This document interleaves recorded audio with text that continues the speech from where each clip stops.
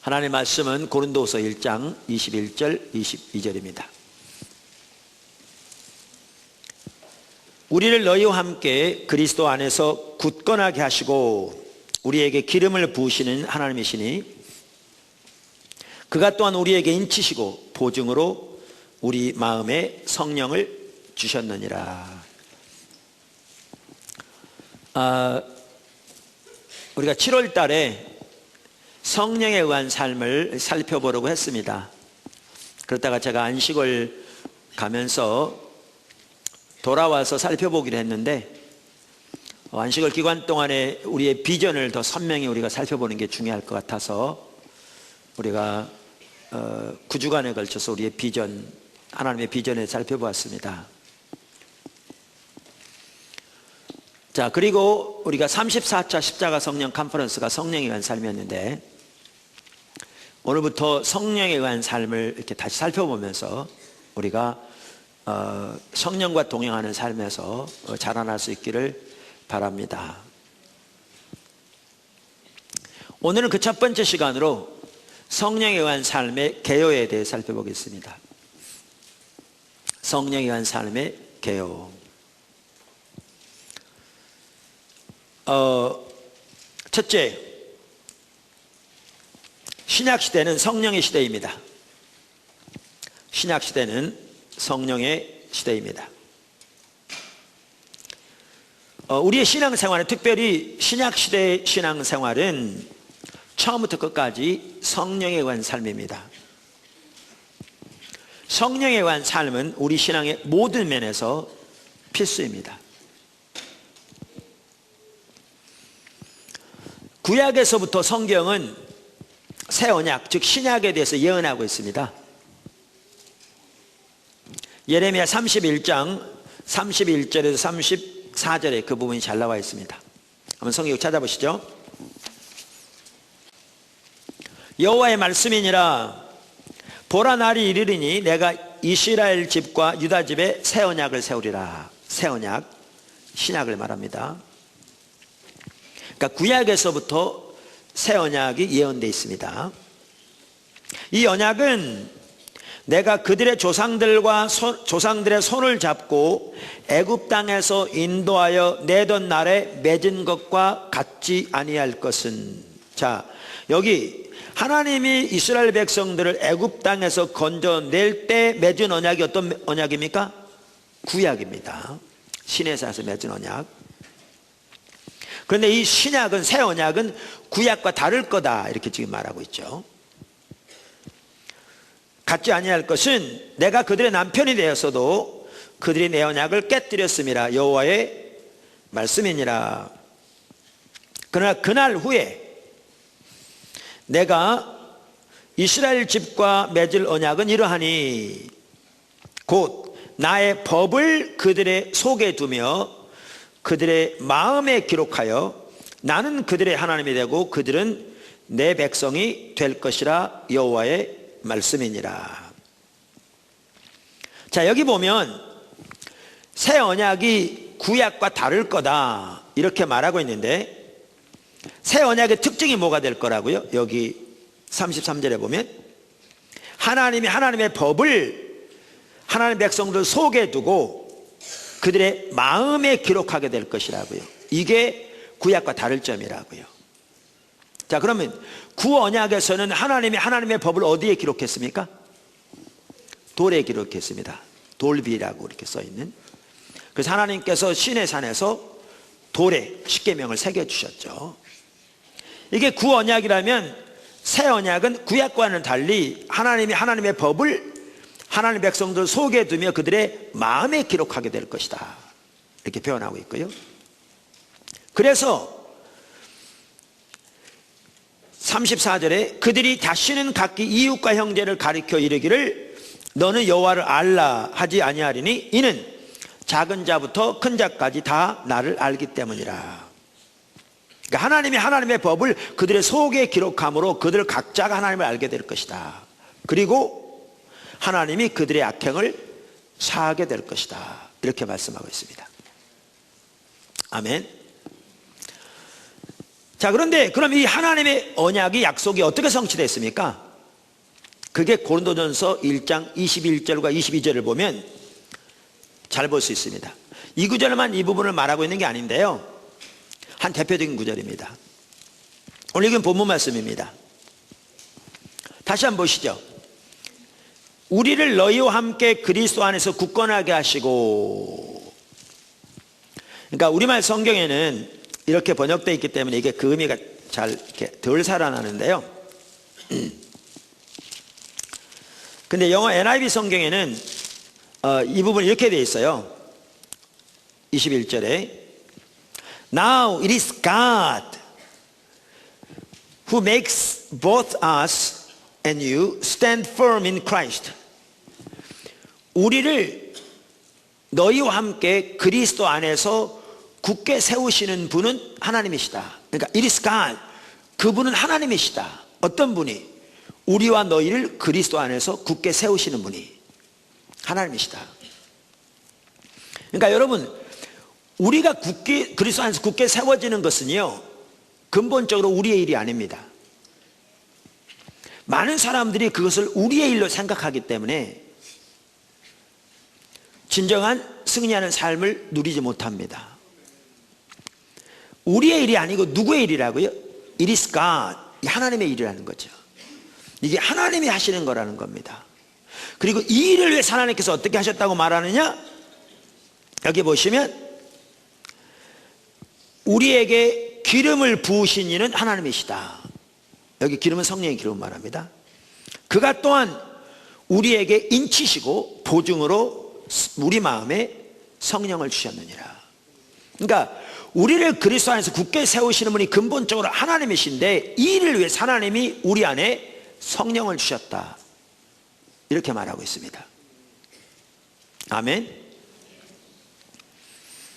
자, 그래서 구약 성경에 보면 새 언약의 특징은 하나님이 하나님의 법을 하나님의 백성들 속에 두고 그 마음에 기록할 거라고 그랬는데, 이것이 성취되고 보니까 어떻게 성취되었냐면 하나님이 하나님의 영을 예수 믿는 각 사람 속에 두고, 성령을 각 사람의 속에 두고, 그 성령님이 그들을 가르치시고 그들을 세우시고 그들의 죄를 깨닫게 하시고 그들을 인도하심으로써 이 일이 이루어지게 하셨다, 이렇게 말하고 있습니다.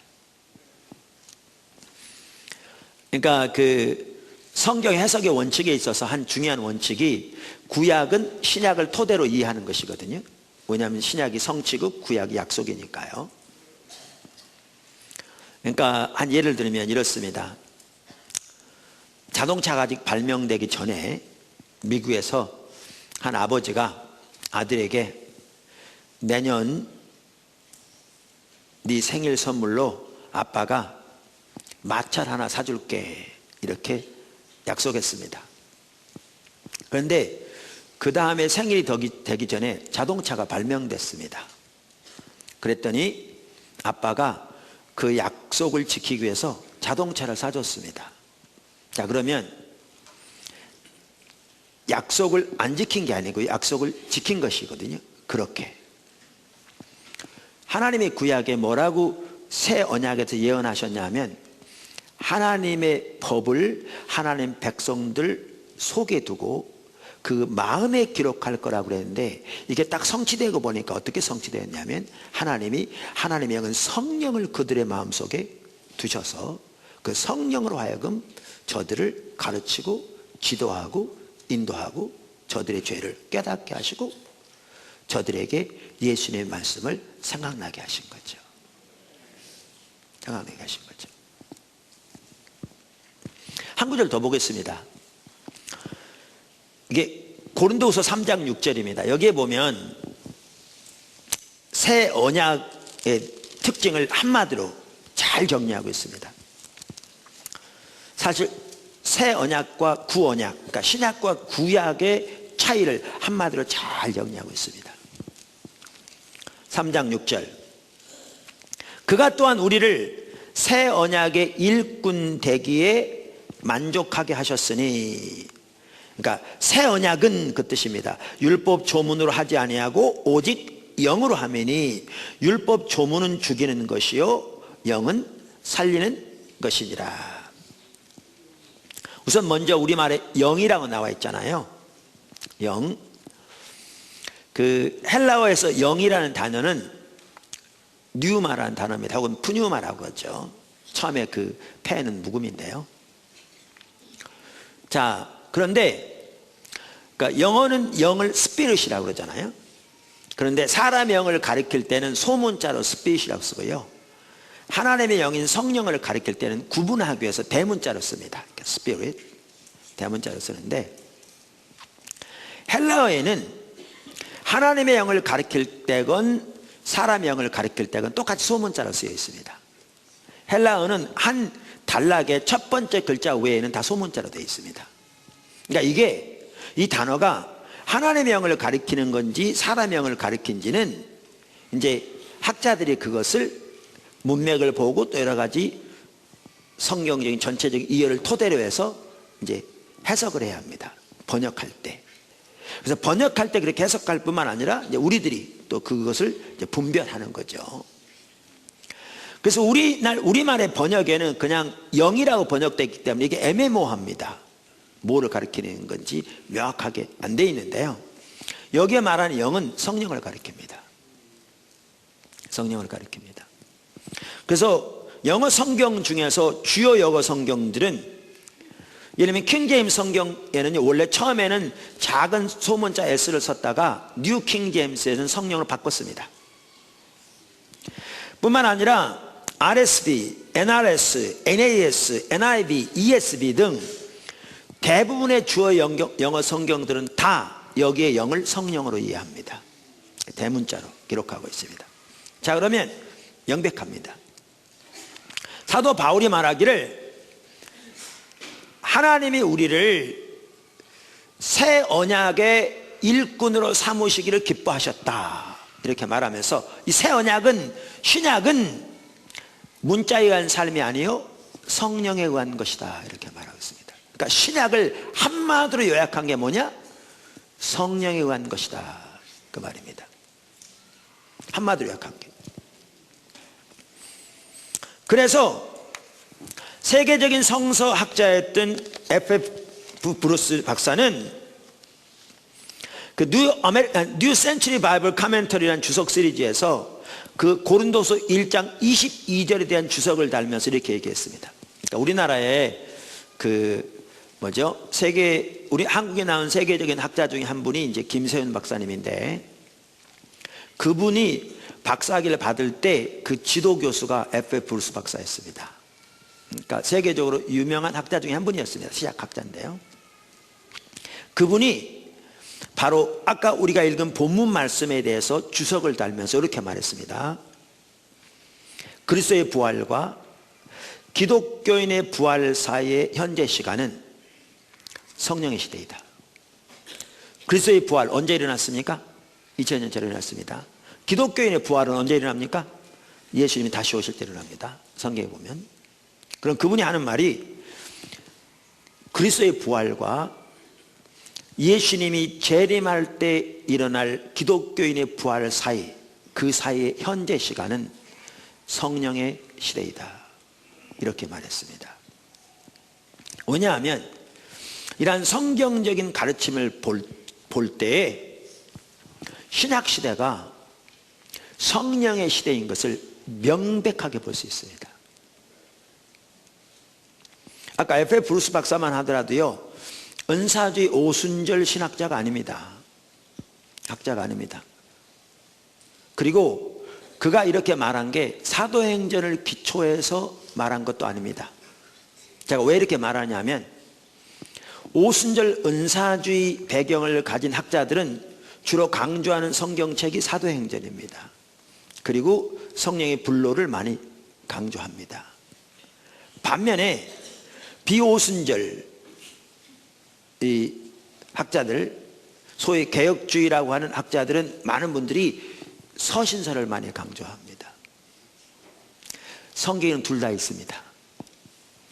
그런데 아까 F.F. 브루스라는 학자가 이렇게 말할 때 그는 오순절 학자도 아닐 뿐만 아니라 그가 기초하여 말하는 성경 구절도 사도행전 아니고 사도 바울의 서신서입니다.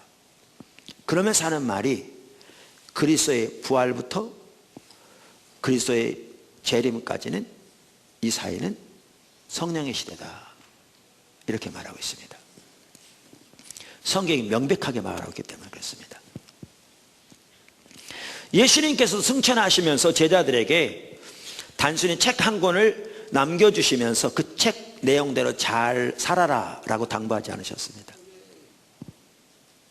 예수님은 이 세상을 떠나실 때가 가까이 왔을 때 제자들에게 집중적으로 성령님에 대해서 가르치시기 시작하셨습니다. 그리고 예수님은 자신이 가시면 다른 보혜사신 성령을 그들에게 보내실 것을 반복적으로 약속하셨습니다. 요한복음 14장 16절, 17절, 26절, 15장 26절, 16장 7절, 8절, 13절, 14절. 그리고 성령이 오시면 그 성령이 그들을 가르치시고 그들을 회개케 하시고 그들을 인도하시고 그들을 지도하시고 그들을 도우실 것이라고 말씀하셨습니다. 이와 같이 신약시대는 성령의 시대입니다. 물론 여기에 반드시 같이 가야 되는 것이 우리가 앞으로 살펴보겠지만 말씀과 성령의 조화입니다. 말씀과 성령의 조화. 자, 두 번째, 성령과 관련해서 우리가 추구해야 할 두 가지 핵심적인 분야. 성령과 관련해서 우리가 추구해야 할 두 가지 핵심적인 분야. 신약시대는 성령의 시대인데 하나님의 말씀인 성경이 이미 완성된 이 시점에서 성령과 관련해서 우리가 추구하고 힘써야 할 분야가 크게 두 분야가 있습니다. 그 두 분야는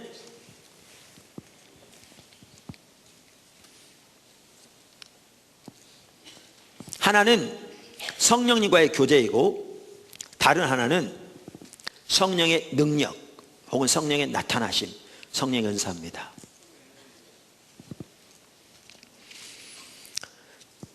우리는 이것을 성경이 성령과 관련해서 하지 말라고 경고하는 두 가지에서도 찾아볼 수 있습니다. 성경에는 성령과 관련해서 우리에게 하지 말라고 강력하게 경고하는 두 가지가 있습니다. 하나는 뭐죠? 너희는 성령을 근심하게 하지 말라, 이렇게 말하고 있습니다. 또 다른 하나는요, 너희는 성령을 소멸하지 말라, 이렇게 말하고 있습니다. 이 둘은 다른 겁니다. 다른 겁니다. 먼저 성경은 우리에게 성령을 그러니까 성령을 근심하게 하지 말라고 경고하고 있습니다. 그런데 이것은 성령과 교제 혹은 성령과 동행하는 삶과 관련이 있습니다. 그게 어디에 나오는가?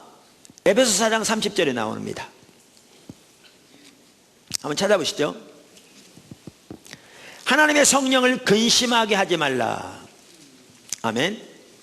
하나님의 성령을 근심하게 하지 말라. 그 안에서 너희가 구원의 날까지 인치심을 받았느니라. 아멘. 여러분, 이 구절을 오늘 읽은 본문 말씀과 연결해 보면 아까 말씀드린 대로 성령을 근심하게 하지 말라는 말이 성령과 동행하는 삶과 관련이 있음을 명백하게 볼 수 있습니다. 그렇죠? 여기에 보면 너희가 구원의 날까지 인치심을 받았다 그랬는데 이게 무슨 말이에요? 아까 읽었던 본문 말씀이 바로 그 부분이었잖아요. 오늘 읽었던 고린도서 1장 거기 뭐라고 말했습니까? 우리를 너희와 함께 그리스도 안에서 굳건하게 하시고 우리에게 기름을 부으신 이는 하나님이시다. 그러면서 그가 또한 우리에게 인치시고 보증으로 우리 마음에 성령을 주셨다, 이렇게 말했잖아요. 그러니까 우리를 그리스도 안에 세우시는 분이 하나님이신데 이를 위해서 하나님이 우리에게 성령으로 기름을 부으시고 그리고 우리에게 성령을 주셨다. 우리에게 성령으로 인치셔서 우리 마음에 성령을 주셨다 그랬잖아요. 근데 오늘 본문에 보면 그리스도의 날까지 인치심을 받았단 말은 이렇게 성령을 주셔서 우리가 그리스도의 날에 이르도록 바로 그 성령이 우리를 인도하고 우리를 지도하고 우리를 가르치고 우리를 도우실 거다, 그 말 있잖아요. 그러면 성경은 뭐라고 말하느냐면, 그렇기 때문에 너희는 감히 성령을 근심케 하지 말라, 이렇게 말하고 있는 겁니다. 왜냐하면 성령이 우리 속에 오셔서 우리를 그리스도의 날까지 인도하시고 우리를 세워가실 텐데, 우리가 반복적으로 성령을 거역하고 반복적으로 성령을 대적하고 반복적으로 성령을 근심케 하면 너희가 어떻게 되겠느냐, 그 말이에요. 이제는 너희 힘으로 살아야 되는데 너희가 그렇게 그날에 이르도록 승리하는 삶을 살겠느냐, 그 말입니다. 그러면 성경은 뭐라고 말하느냐, 너희는 감히 성령을 근심케 하지 말라, 이렇게 표현하고 있습니다. 그래서 여기에 보면 성령을 근심하게 하지 말라는 말은 성령과 동행하는 삶과 관련됩니다. 문맥을 보아도 명백하고 우리가 성경을 전체를 보아도 명백합니다. 자, 반면에 성경은 또한 성령을 소멸하지 말라, 이렇게 명령합니다. 어디 나옵니까 그 말이? 데살로니가전서 5장 19절에 나옵니다. 데살로니가전서 5장 19절, 성령을 소멸하지 말며. 우선 여기 성령을 소멸하다, 그러니까 이 말은, 그러니까 성령을 소멸하지 말라, 이 말은 문자 그대로 말하면 성령의 불을 끄지 말라, 그 뜻입니다. 그리고 이 말은 성령의 은사와 관련이 있습니다. 성령의 능력과 관련이 있습니다. 바로 다음 절을 보면 알 수 있습니다. 20절, 예언을 멸시치 말고.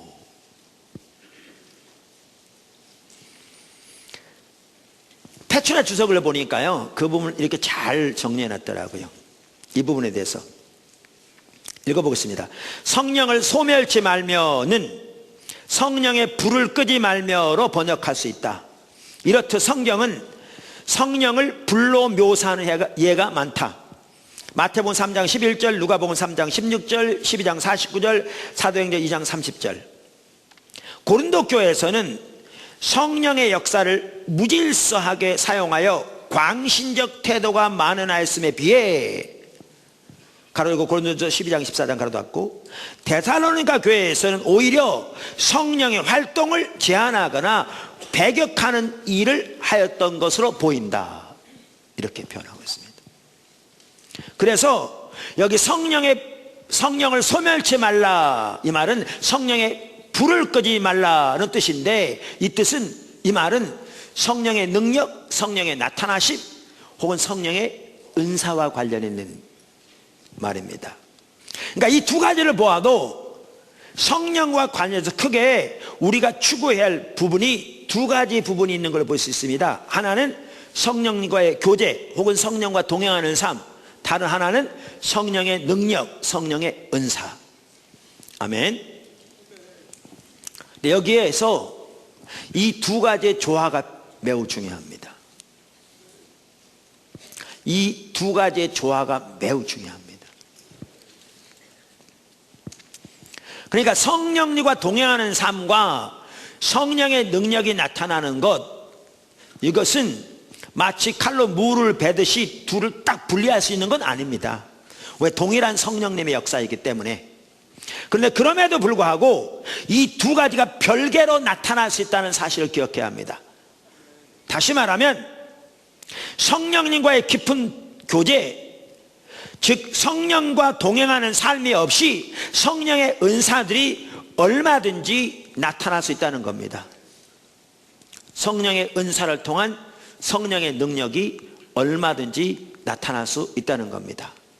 그런데 이렇게 이 두 가지가 분리되어 나타나면 심각한 문제들이 발생합니다. 그것이 옳지 않은 것이기 때문에 그렇습니다. 어떤 문제가 발생하느냐, 여러 가지가 있겠지만 그 중에 몇 가지만 대표적으로 말하면 이렇습니다. 성령과 동행하는 삶이 없이 성령의 은사를 통한 능력이 나타나게 되면, 은사는 때로는 강하게 나타나는데 삶이 안 변합니다. 전형적인 특징이 삶이 안 변합니다. 또한 이렇게 이 두 가지가 분리되어 나타나면 성령의 은사가 교회에 유익을 끼치지 못합니다. 오히려 교회에 해를 끼칩니다. 성령의 은사는 원래 교회에 유익을 끼치기 위해서 존재합니다. 주어집니다. 그런데 성도들이 성령과 동행하는 삶을 살지 아니함으로 미식한 육적인 그리스도인의 상태에 있으면서 성령의 은사들이 나타나고 때로는 강하게 나타나게 되면 오히려 성령의 은사들로 인해서 시기와 질투가 유발되고 분열이 야기됨으로써 교회에 유익을 끼쳐야 할 성령의 은사가 오히려 교회에 해를 끼치는 결과를 가져옵니다. 그리고 그렇게 성령의 은사가, 성령의 능력이 이 두 가지가 분리되어 나타나면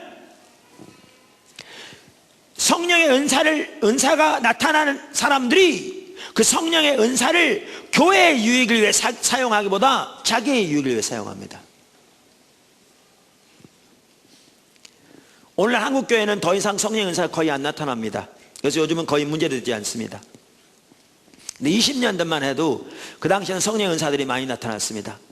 그 당시에 성령의 은사는 수많은 목회자들에게 뜨거운 감자였습니다. 쥐고 있자니 뜨겁고 버리자니 아깝고. 무슨 말인가? 성령의 은사는 필요한데 가지고 있자니 뜨거우면 손을 대는 겁니다. 무슨 말인가 하면 그 당시에 성령의 은사들이 담임 목사를 통해서 강력하게 나타나는 경우에는 교회가 세워지는데 많이 도움이 되기도 했습니다.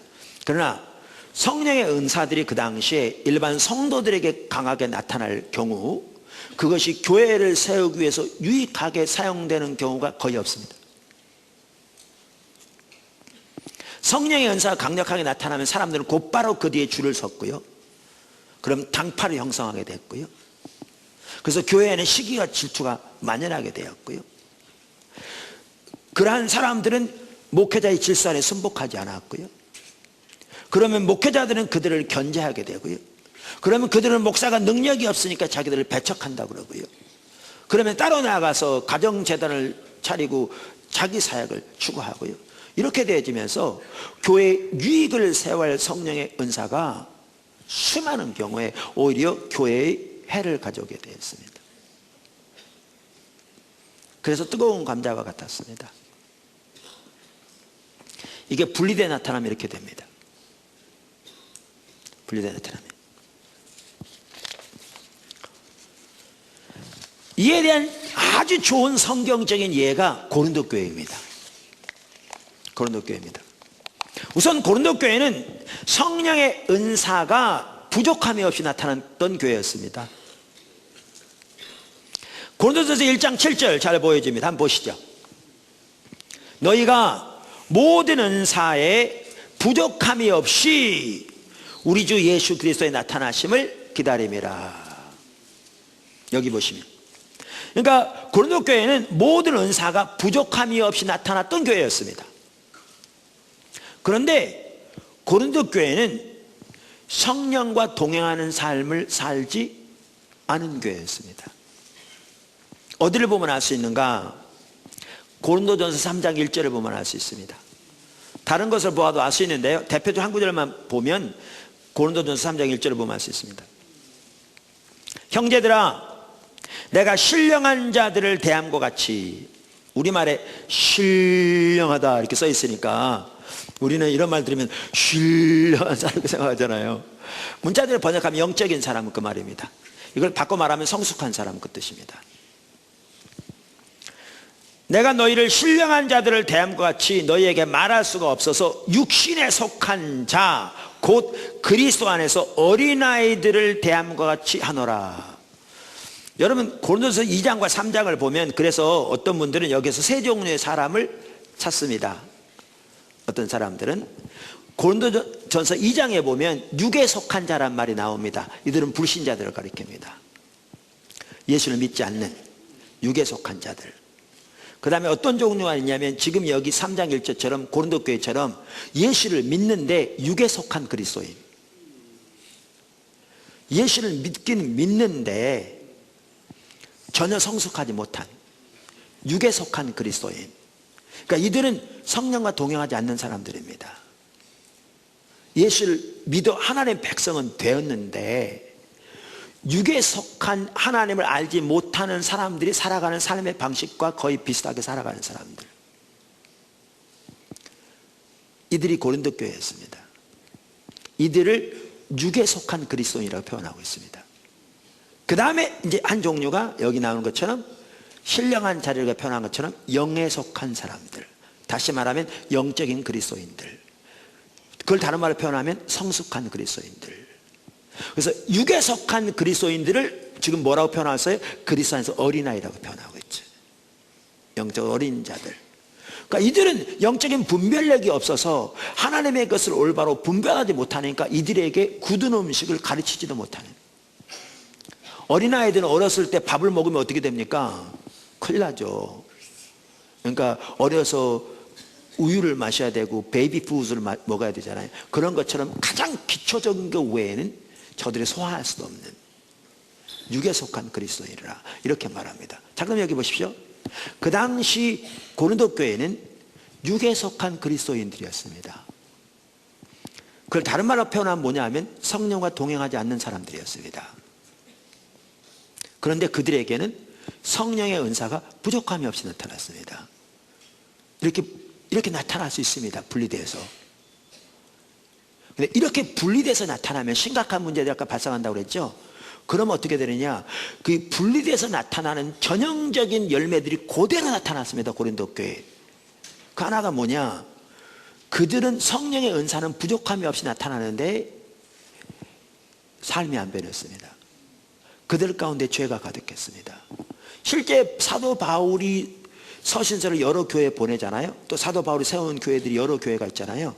그의 서신서를 보면요, 사도 바울이 세운 교회 중에 가장 죄가 가득했던 교회가 고린도 교회였습니다. 고린도전서는 이렇게 말하고 있거든요. 뭐에 대하여는 그러니까 고린도전서는 그 당시 사도 바울이 가지고 그 당시 고린도 교회가 가지고 있던 문제들을 사도 바울이 하나씩 다루는 게 고린도전서거든요. 근데 이 하나하나 내용을 보면 고린도 교회 가운데 얼마나 죄가 가득했는가를 볼 수 있고요. 심지어 사도 바울은 뭐라고 말하냐면 안 믿는 이방인 사이에도 없는 죄가 너희에게 있다 이렇게 말합니다. 고린도서 5장 1절. 그게 뭐였냐면 자기의 아버지의 아내를 데리고 사는 거였습니다. 친어머니는 아닌 것 같습니다. 그리고 그것을 그리스도 안에서 자유의 표시라고 자랑했습니다. 그러니까 사도 바울이 하는 말이 이방인들 중에도 없는 죄가 너희 가운데 있다. 저 육신을 사단에게 내어주라. 영혼이라도 구원받도록. 이렇게 표현하고 있죠. 이렇게 어린 교회였습니다. 이렇게 둘이 분리되어 나타났더니 또 어떤 일이 있었느냐. 그랬더니 성령의 은사가 부족함이 없이 나타났는데 이 성령의 은사로 인해서 온갖 문제가 있었습니다. 서로 시기하고 질투하고 영적인 우월감을 갖고 어떤 사람이 영적인 열등감을 갖고, 그래서 그 부분을 집중적으로 다루고 있는 것이 고린도전서 12장에서 14장입니다. 그게 뿐만 아니라 이 은사들을 가지고 그것은 교회의 유익을 위하고 상대방의 유익을 위한 것인데 자기의 유익을 도모했던 것 같습니다. 그러니까 사도 바울이 성령의 은사는 자기의 유익을 도모하기 위한 것이 아니라고 가르치고 있죠. 이렇게 나타났습니다. 그래서 우리는 성령님과 관련해서 우리가 추구해야 할 바가 이 두 분야인데 크게 나누어서 이 두 분야의 조화가 필수적입니다. 제가 왜 이 부분을 말씀드리냐면요,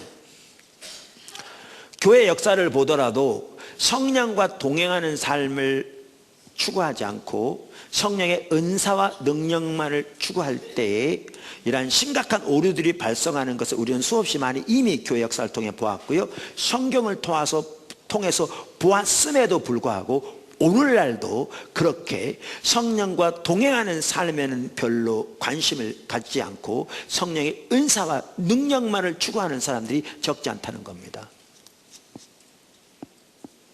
그리고 성령의 은사와 능력이 나타나면 곧바로 사람들을 자기 뒤에 줄 세우고 어떨 때는 기도해주고 돈 받고, 이러한 정말 말도 안 되는 일들이 오늘날에도 가끔 일어나고 있습니다. 오늘날에 은사가 거의 안 나타나기 때문에 그러니 드물기도 합니다만 그렇습니다. 그래서 우리는 이 둘 사이의 조화가 필수적입니다.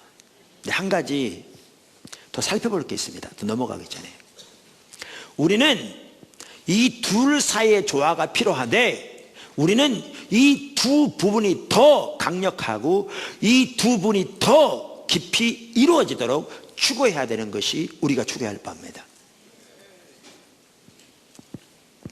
아까 제가 고린도 교회 얘기를 했습니다. 그 고린도 교회는 은사는 부족함이 없이 나타났는데 은사로 인해서 많은 문제가 있었던 교회라고요. 아까 제가 페트라 주석 성령을 소멸치 말라는 부분에 대해서 읽었는데, 그 주석을 단 학자가 뭐라고 쓴지 보셨습니까? 아까 들으셨죠? 뭐라고 써 있었어요? 그 학자가 이렇게 말했습니다. 고린도 교회에 대해서 제가 다시 한번 읽어볼게요. 고린도 교회에서는 성령의 은사를 무질서하게 사용하여 광신적 태도가 만연하였음에 비해, 지금 학자가 한 얘기거든요. 그러니까 고린도 교회에 있었던 문제를 지금 학자가 표현하면서 뭐라고 그랬냐면, 고린도 교회에서는 성령의 역사를 무질서하게 사용하여 광신적 태도가 만연하였음에 비해, 제가 뭐 얘기하려고 그랬냐면요, 여러분이 그 학자의 표현대로 성령의 역사를 남용하여 광신적 태도가 만연한 그 교회에 편지 보내면 어떻게 하겠습니까? 오늘날 우리나라에 있는 목회자와 학자들이 그 교회에 편지하면 대부분 뭐라고 그랬겠냐면 절제시켰을 겁니다. 제 말이 틀리다고 생각하십니까? 오늘날 우리나라 한국의 목회자들과 학자들이, 교회 지도자들이 이러한 교회에 편지했다면, 성령의 능력의 남용으로 인해서 광신적 태도가 만연한 이런 교회에 편지했다면, 오늘날 대부분의 목회자들과 학자들은 그 성령 은사를 절제시켰을 겁니다. 근데 사도 바울은 그렇지 않았습니다. 사도 바울은 안 그랬습니다. 사도 바울은 그들에게 올바른 길을 가르쳤습니다. 그러니까 거기 보면 아까 광신적이라고 그랬잖아요.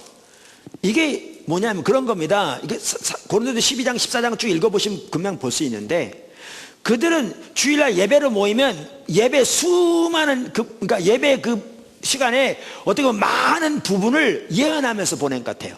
서로 다 동시에 하나님이 이런 감동을 주셨다 이런 예언하고. 그러니까 이제 사도 바울이 뭐라고 그러냐면, 너희가 한꺼번에 그러면 누가 어떻게 덕이 되겠냐? 그렇게 하지 마라, 그렇게 하지 마라.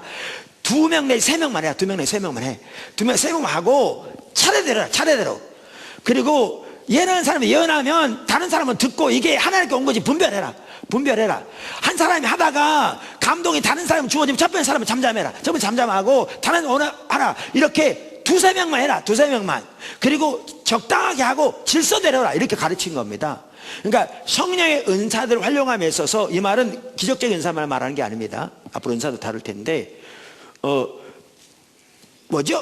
질서대로 하고 적당하게 해라. 올바른 길을 가르친 겁니다. 올바른 길을. 그들은 또 그랬던 것 같아요. 오면 방언으로 얘기한 겁니다. 서로 롤롤롤롤, 그럼 집사는 랄랄랄랄랄랄 이러니까, 아니 너희가 다 그렇게 방언으로 말하면 안 믿는 사람 들어오면 너희 미쳤다고 그러지 않겠냐. 그러니까 그렇게 하지 마라. 그렇게 하지 말고 다른 사람한테 얘기할 때는 알아듣는 말로 해라. 그래야 덕을, 그러니까 유익하지 않겠냐. 이렇게 은사들을 올바로 가르칩니다. 근데 올바로 가르치면서도 사도 바울은 뭐라고 권면하는 줄 아십니까? 은사들이 그들 가운데 더 강력하게 나타나기를 추구하라고 말합니다. 이건 대단히 다른 이해입니다. 오늘날 우리가 가지고 있는 이해와. 그러니까 이 두 가지의 조화가 필수적이돼. 성경의 사도 바울은 아까 말한 그 광신적인 태도가 만연했다고 학자가 쓴 그러한 고린도 교회를 향해서 절제시킨 게 아니고요, 올바른 길을 가르치되 은사가 더 강력하게 모든 종류의 다양한 은사들이 교회의 유익을 위해서 더 활성화되기를 추구하라고 강력하게 권면했습니다. 이거는요, 우리가 반드시 보아야 할 부분입니다. 제가 오늘 일부 예배 때도 그랬거든요. 우리 기준은 성경입니다. 당연한 얘기죠. 근데 너무나 많은 사람들이 성경들을 안 합니다. 자기 생각대로 하지. 그 전통대로 하고. 그러면서 말씀 그렇습니다. 그 말 하지 말든지. 그래서 성경에 보면 이렇습니다. 성경에 보면. 그래서 이 두 개의 조화가 필수적이 돼. 성령과 동행하는 삶, 다시 말해 성령과 교제, 성령의 은사와 능력, 필수적이 돼. 이 두 개가 더 활발하게 나타나기를 추구해야 되는 것이 우리의 신앙입니다. 이것이 가장 조화를 이루어서 강력하게 나타났던 분이 예수님이고요, 사도들이었습니다. 초대교회였습니다. 자, 세 번째, 성령과의 교제가 우리 신앙의 모든 면에서 핵심입니다. 성령과의 교제가 우리 신앙의 모든 면에서 가장 핵심입니다. 자, 그 아래 작은 첫 번째, 성령은 삼위일체 하나님이십니다. 성령은 단순한 가만한 능력이 아닙니다. 그래서 우리가 성령을 소위 그렇게 취급하는 것은 성령을 근심케 하는 행동이고 성령을 모독하는 것입니다. 성령은 인격을 가지신 하나님이십니다. 그래서 아까 말한 그 뉴마라는 단어는 중성입니다. 단어는. 그런데 성령은 어떤 막연한 힘이나 능력이 아니고 인격체신 하나님의 본체시기 때문에 그분은 가르치시고, 그분은 말씀하시고, 그분은 우리를 지도하시고, 우리 죄를 깨닫게 하시고, 우리를 인도하시는 분입니다. 그래서 성경은 번역할 때는 항상 그분을 he라는 단어를 사용하지 it이라고 말하지 않습니다. 영어에만 하더라도. 성령은 막연한 힘이나 능력이 아닙니다. 성령은 하나님의 본체십니다. 삼위일체 하나님의 제3위 하나님이십니다. 할렐루야. 삼위일체 하나님에 대해서 잘 볼 수 있는 성경 구절 중에 하나가 마태복음 28장 19절입니다. 마태복음 28장 19절은 예수님께서 승천하시기 바로 직전에 제자들에게 명령하신 말씀 중에 나옵니다. 제가 19절을 읽겠습니다. 그러므로 너희는 가서 모든 족속을 제자로 삼아 아버지와 아들과 성령의 이름으로 세례를 베풀고 혹은 침례를 베풀고, 이렇게 나옵니다. 자, 예수님께서 누구의 이름으로 침례를 주라고 하셨습니까? 아버지와 아들과 성령의 이름. 여기 아들은 성부 하나님을 의미하고, 아들은 성자 하나님을 얘기하고, 그 다음에 성령. 자, 그러면 이 구절에서 어떻게 삼위일체의 하나님의 모습이 나옵니까?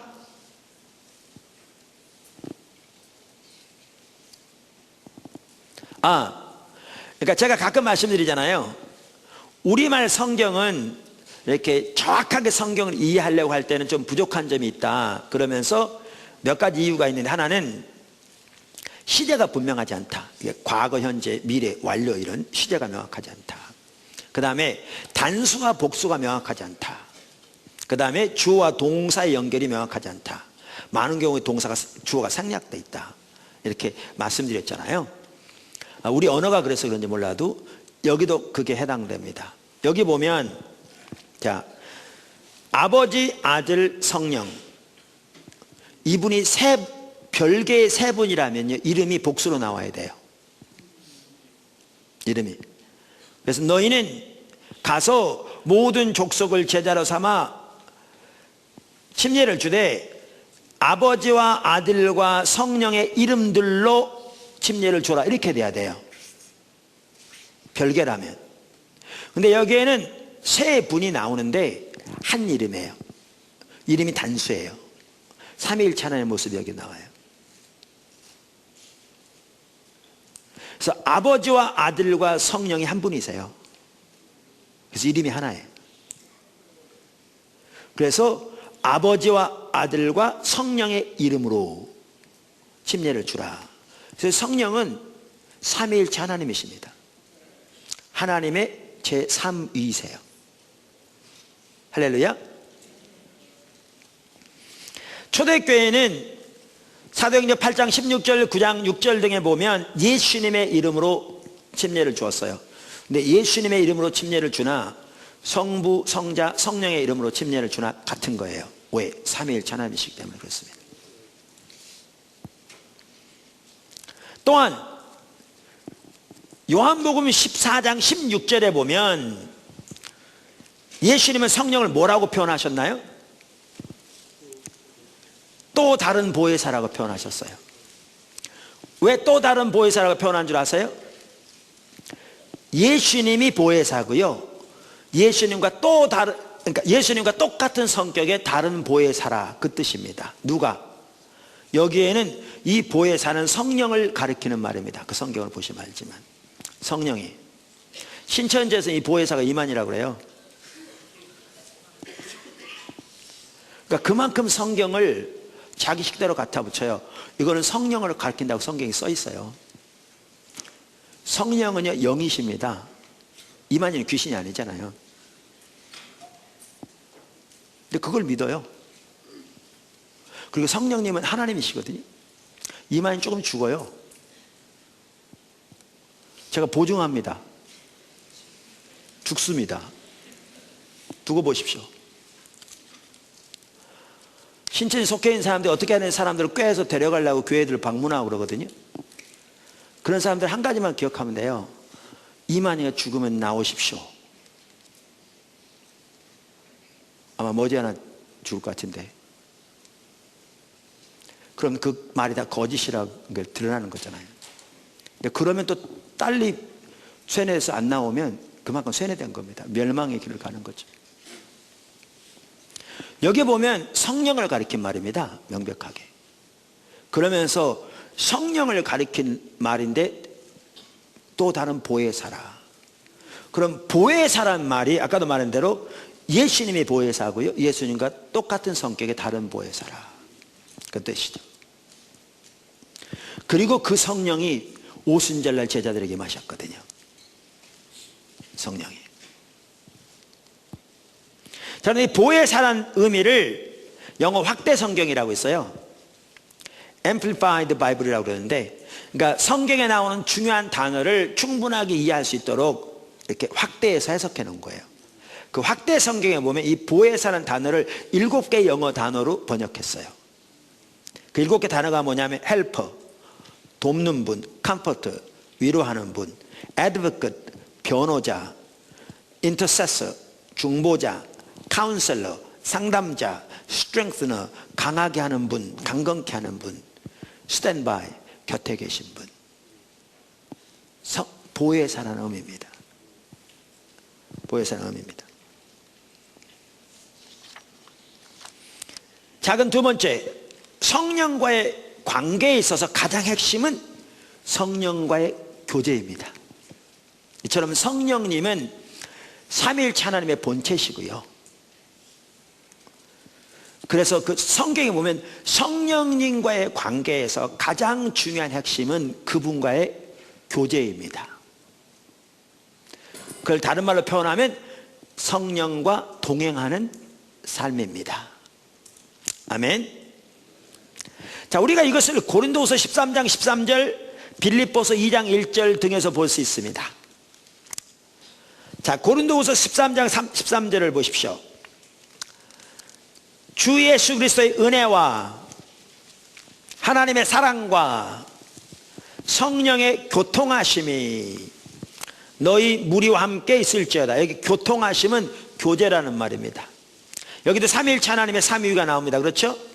그런데 성령과 관련해서 지금 한마디로 어떤 부분이 나옵니까? 성령과의 교제가 나옵니다. 성령과의 교제. 빌립보서 2장 1절에도 나옵니다.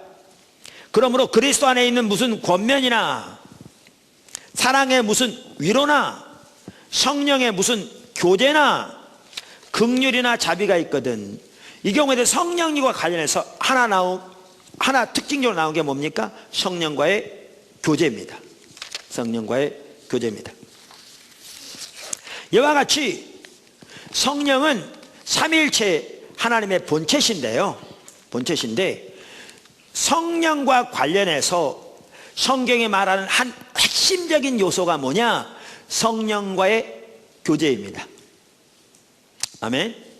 다시 말하면 성령과 동행하는 삶입니다. 자, 작은 세 번째, 성령과의 교제의 의미. 성령과 동행하는 삶의 의미. 그러면 성령과, 우리 신약 시대는 성령의 시대라고 아까 살펴봤잖아요. 신약의 전체 특징을 한마디로 요약한 게 성령에 의한 삶이라고요. 단 한마디로 요약한 게. 그리고 성령과의 관계에서도 한 핵심이 성령과 동행하는 삶이라고요. 성령과의 교제라고요. 그러면 그 성령과 동행한다는 말이 무슨 말이냐? 성령과의 교제란 말이 무슨 말이냐? 그것을 가장 잘 보여주는 구절이 갈라디아서 5장입니다. 사실 성령과 동행하는 삶에 있어서 매우 중요한 구절이 바로 갈라디아서 5장입니다. 그 갈라디아서 5장 16절부터 25절까지 한번 보시죠. 그냥 쭉 읽어보시면 좋을 것 같습니다. 제가 읽겠습니다. 내가 이르노니 너희는 성령을 따라 행하라. 그리하면 육체의 욕심을 이루지 아니하리라. 육체의 소욕은 성령을 거스르고 성령은 육체를 거스르나니 이 둘이 서로 대적함으로 너희가 원하는 것을 하지 못하게 하려 함이니라. 너희가 만일 성령의 인도하시는 바가 되면 율법 아래 있지 아니하리라.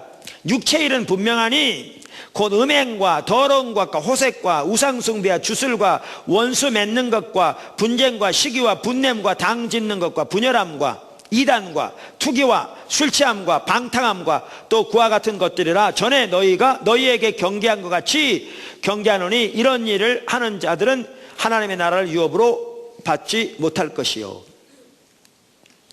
오직 성령의 열매는 희락과 사랑과 희락과 화평과 오래 참음과 자비와 양선과 충성과 온유와 절제니 이 같은 것을 금지할 법이 없느니라.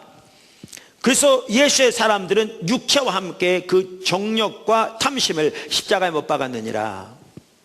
만일 우리가 성령으로 살면 또한 성령으로 행할지니. 자, 이 구절에 보면요, 성령과 동행하는 삶에 있어서 핵심적인 구절인데 성령과 동행하는 삶을 네 가지 단어를 사용해서 표현하고 있어요. 사도 바울이 이 구절에 보면 뭐라고 표현했어요? 16절 성령을 따라 행하라. 18절 성령의 인도하시는 바가 되면. 25절 성령으로 살면. 25절 성령으로 행할지니. 그러니까 여기에 보면 성령과 동행하는 삶을 아까도 말한 대로, 금방 말한 대로 네 가지로 표현하고 있는데, 성령을 따라 행하라, 성령의 인도를 따르라, 성령으로 살아라, 성령으로 행하라, 이렇게 말하고 있습니다. 사실 이 네 단어는 비슷한 의미를 가진 단어입니다. 그런데 특별히 여기에 성령을 따라 행하라 그랬잖아요. 이 행하라는 말은 인생의 여정을 가라 그 말입니다. 그런데 이 단어가 현재형이고요, 명령문입니다. 헬라어에서 현재형은 지속적인 행동을 나타냅니다. 그러니까 이 말은 무슨 말이냐면, 하나님은 우리에게 지속적으로 성령과 동행하는 삶을 살라고 명령하고 있습니다. 다시 말합니다. 하나님은 우리에게 지속적으로 성령과 동행하는 삶을 살라고 명령하고 있습니다. 여기에 중요한 두 단어는 지속적으로, 명령이란 단어입니다.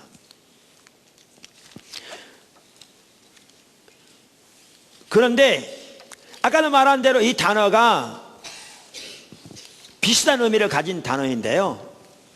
The New American Bible Commentary 주석에서 갈라디아 주석을 쓴 닥터 T. 조지는 이 구절에 대해서 성령과 동행하는 삶을 표현하면서 아주 잘 표현했어요.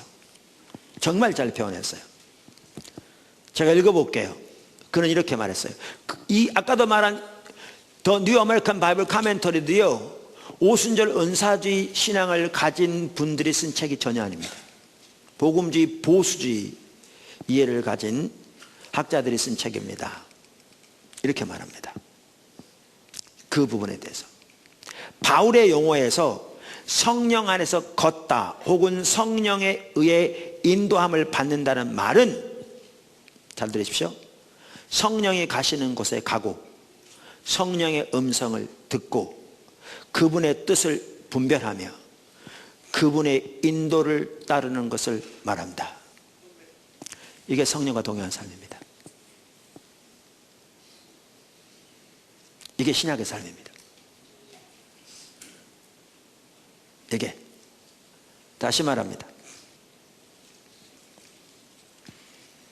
바울의 용어에서 성령 안에서 혹은 성령에 의해 인도함을 받는다는 말은 성령이 가시는 곳에 가고 성령의 음성을 듣고 그분의 뜻을 분별하며 그분의 인도를 따르는 것을 말한다.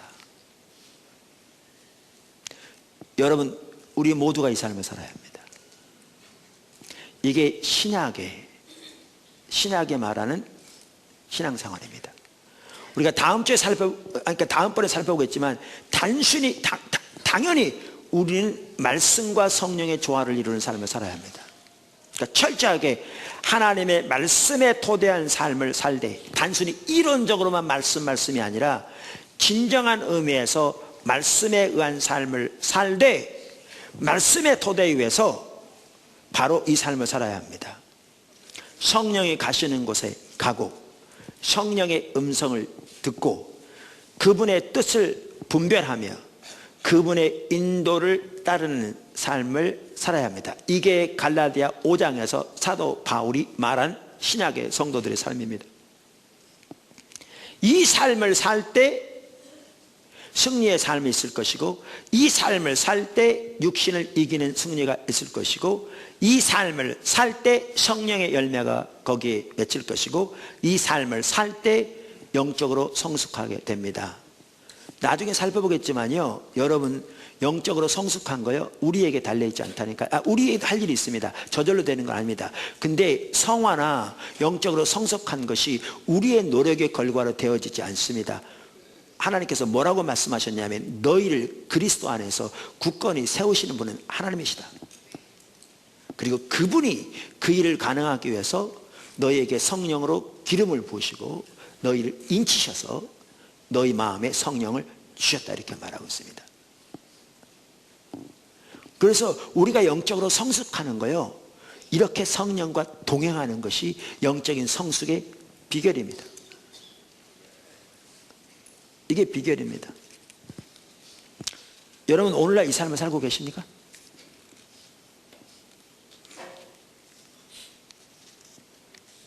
제 아내가요, 전적인 하나님의 은혜로 5살 때부터 예수를 믿었습니다. 가정에 아무도 예수를 안 믿는데 처음으로 예수를 믿었습니다. 5살 때부터. 그리고 정말 하나님의 은혜로 교회에 다니면서 교회에서 배운 하나님의 말씀을 그대로 조금도 의심 없이 하나님의 진리로 그대로 받아들이고요, 물론 실수한 적도 많이 있었겠지만 인간이기 때문에 당연히, 그러나 하나님의 말씀을 그대로 받아들이면 그대로 사는 것이 너무나 당연한 것이라고 살아왔습니다. 아주 모범적인 삶을 살아왔습니다. 그래서 제 아내 같은 경우에는 대학생들이 예수를 안 믿는 게 가장 이해가 안 되더래요. 그랬는데 저희가 미국에서 공부하고 돌아와서 첫 번째 교회를 개척할 때에 하나님의 인도를 따라 제가 설교하고 나가면서 자기 삶 속에 근본적인 한 부분이 결여된 것을 발견하게 됐어요.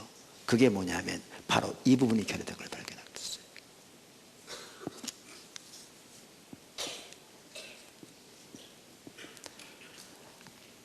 하나님의 말씀을 배운 대로 그걸 그대로 의심 없이 진리로 받아들이고, 그리고 배운 것은 당연히 살아야 되는 부분인 것을 의심 없이 받아들여서 그저 말씀대로 고지고대로, 아까 말한 실수가 없이 그 말은 전혀 아니고요, 고지고대로 사는 것이 당연한, 그래서 흔히 말하는 범생의 삶을 살았는데 성령과 동행하는 삶이 전혀 안 된 것을 발견하게 된 거예요. 자기 신앙에 이 부분이 빠져 있다는 것을 깨닫게 된 거죠. 엄청난 충격이었대요. 근데 빨리 안 바뀌더라 합니다. 영적인 교만인 거죠.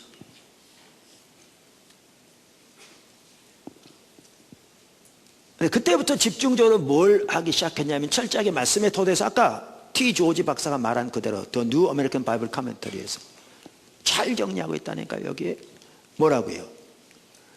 말씀드린 대로 바울의 용어에서 성령 안에서 걷다 혹은 성령에 의해 인도함을 받는다는 말은 성령이 가시는 곳에 가고 성령의 음성을 듣고 그분의 뜻을 분별하며 그분의 인도를 따르는 것을 말한다. 정확하게 이 삶을 추구하기 시작했습니다. 이 삶을 추구하는 과정에서 자기가 성령님에 대해서 유보적인 자세를 가지고 있었던 옳지 못한 태도도 하나님께서 깨닫게 하셔서요, 회개하고, 그러면서 철저하게 말씀 위의 토대에서 성령과 동행하는 삶을 살아가면서 놀라운 축복을 누리게 되었대요. 제 아내 표현이 그래요. 이렇게 성령과 동행하는 삶을 사니까 신앙생활이 더 이상 짐이 아니라 하나님과 동행하는 신나는 삶인 것이 경험되어지고, 성경에 말하는 하나님의 생명의 풍요함이 삶 속에 넘치는 것을 실제적으로 경험하게 되고 신나는 거죠. 주님과 동행하는 사람이. 그리고 성령께서 깨닫게 하시니까 하나님의 길을 배워가게 되고, 관계의 문제, 얼마 전에 우리가 그때 저하고 둘이 이렇게 앉아가지고 자녀들 어떻게 키울 것인가 올 여름에 나눈 적이 있습니다. 지금 인터넷에 올라가 있습니다. 우리 국내에 있는 뿐만 아니라 외국에 있는 분들도 그걸 이렇게 들으면서 많은 도전을 받았다고 이렇게 얘기하는 분들도 제가 만났습니다. 한국 분들이죠, 물론. 한국말로 되어 있기 때문에. 근데 오늘날 관계만 하더라도 정말 심각하게 무너져 있거든요. 예수를 믿어도 부부 사이, 부모와 자식 사이 정말 심각하게 어떻게 관계를 할지 모르는 거죠. 그런데 관계의 부분들을 다뤘는데요, 그거 제 아내가 여러 가지 책 갖다 놓고 배운 거 나눈 게 아니었거든요. 주님을 추구하는 가운데 성령께서 인도해 가시면서 가르치면서 실제 삶에서 관계를 가르치신 부분을 나눈 거거든요.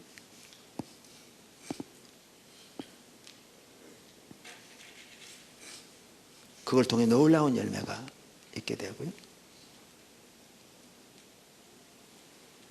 우리 밴쿠버 처소에 지금 나가 계신 우리 김서구 선교사님, 그분이 포도나무 교회 와서 하나님 얼굴을 집중적으로 구하는 가운데 하나님께 친밀한 교제를 추구할 뿐만 아니라 여기서 배웠던 게 뭐냐면 하나님 중심적인 관계를 배웠다고 그러잖아요. 그분이 그 얘기 하시더라고요. 우리 팀들이 그래서 뭐죠? 남아프리카 공화국에서도 가장 관계가 무너져서 사람들이 어렵다고 하는 그 지역을 갔는데 그 지역의 목회자들의 선교사님들의 관계가 회복되어지는데 우리 팀들이 결정적인 역할을 했거든요. 목회자 사이가 변화되는데.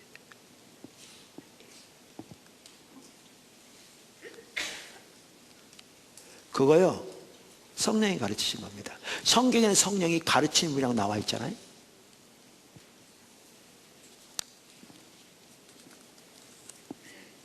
여러분 이 삶을 살고 계십니까? 오늘날 적지 않은 사람들이 책에 의한 삶을 살고 있습니다.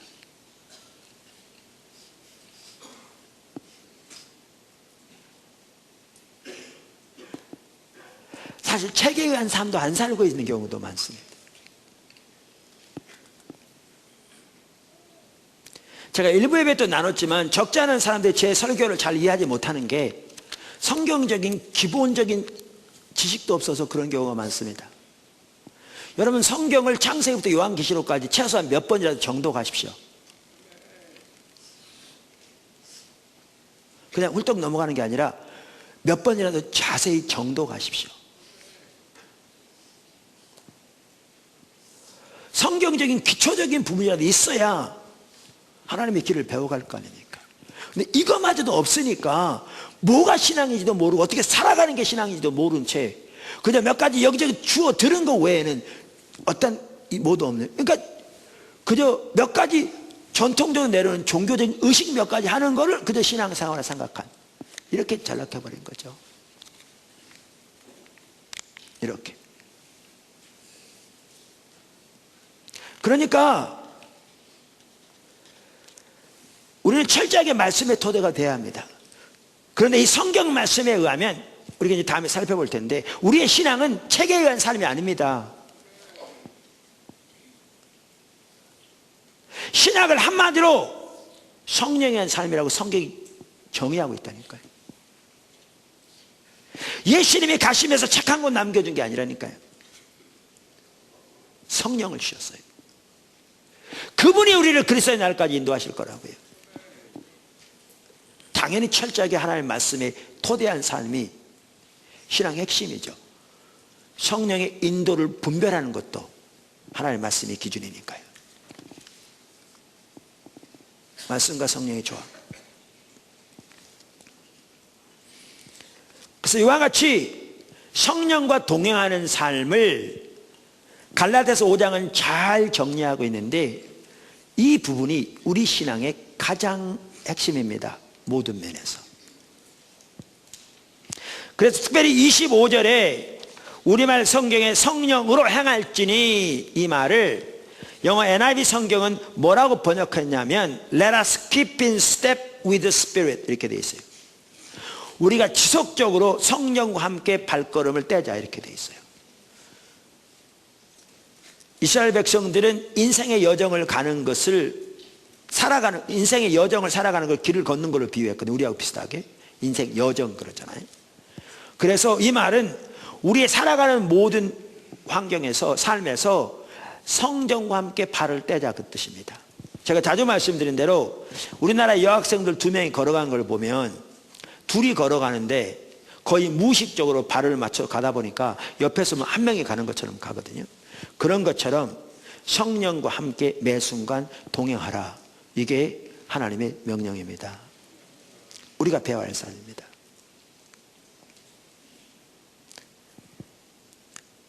이게 신약의 삶입니다. 이게 승리의 비결입니다.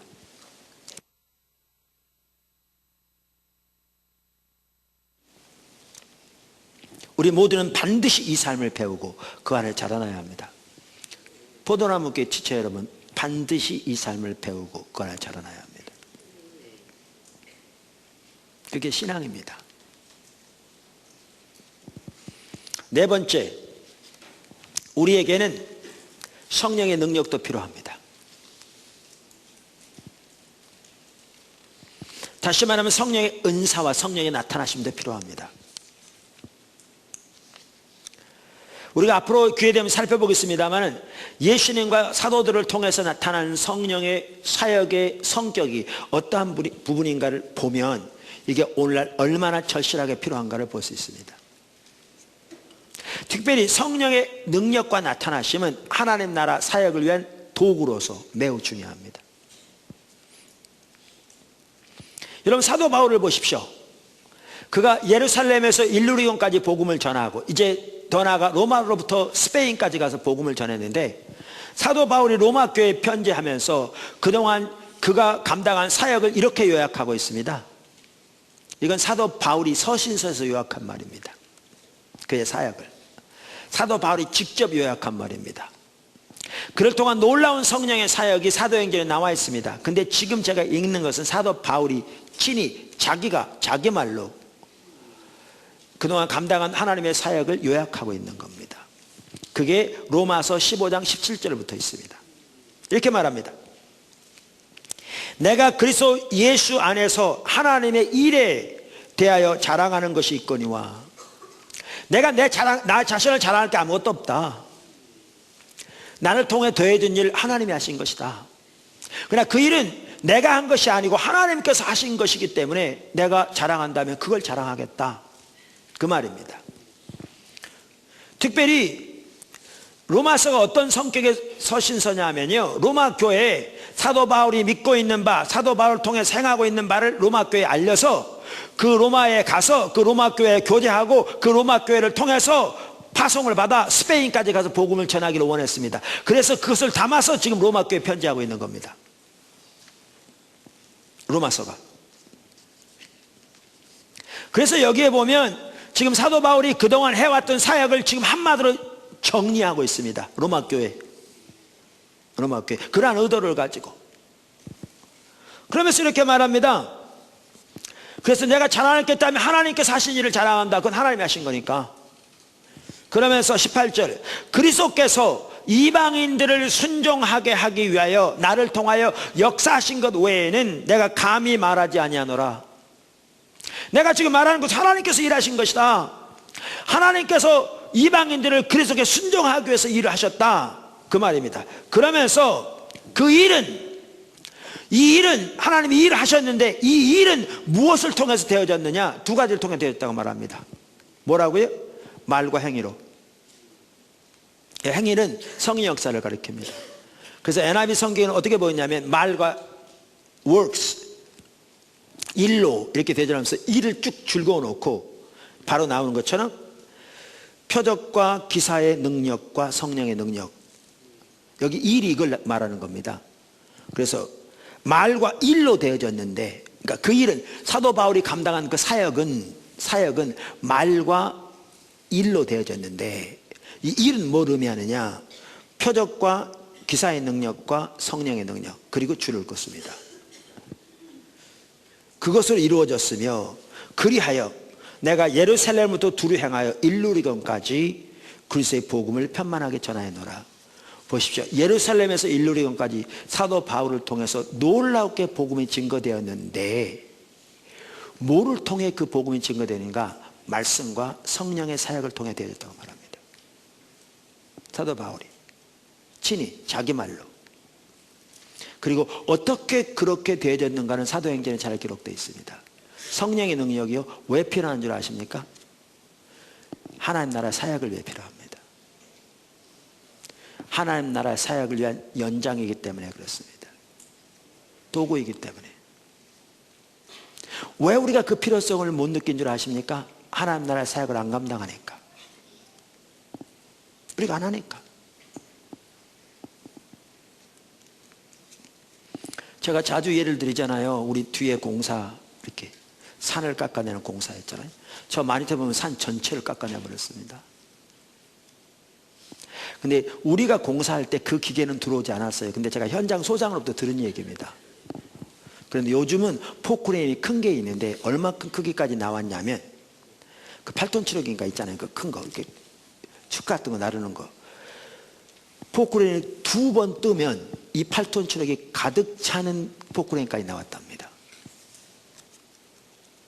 지금 현재 제가 현장 소장에 들은 얘기입니다. 보십시오.